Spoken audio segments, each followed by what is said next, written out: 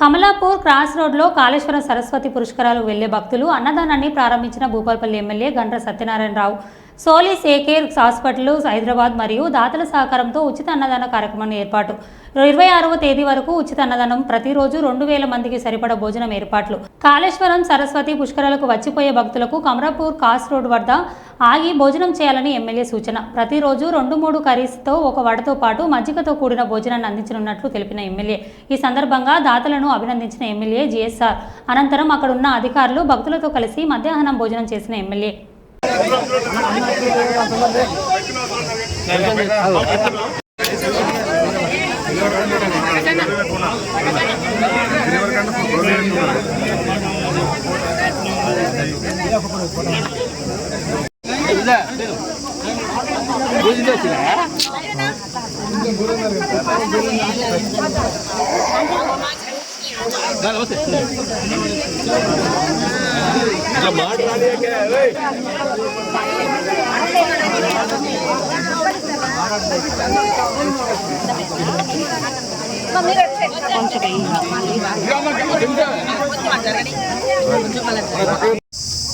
సరస్వతి పుష్కరాలను పురస్కరించుకొని ఇది భూపాలపల్లి దాటిన తర్వాత కమలాపూర్ క్రాసింగ్లో రోజు నిత్య అన్నదాన కార్యక్రమం 15వ తారీఖు నుంచి 20వ తారీఖు వరకు 26వ తారీఖు వరకు అన్నదాన కార్యక్రమము నిర్వహించడం జరుగుతూ ఉంది.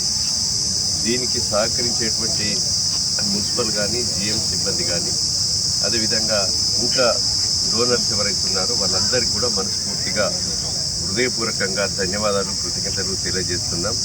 ఈరోజు మంచి భోజనం 2-3 కూరగాయలతో, సాంబార్తో, పెరుగుతో, చట్నీతో, మంచి యొక్క స్వీట్తోని వడ, మరి మంచి భోజనం. మనం ఇంట్లో కూడా 4-5 రకాల భోజనాలు వండుకోం.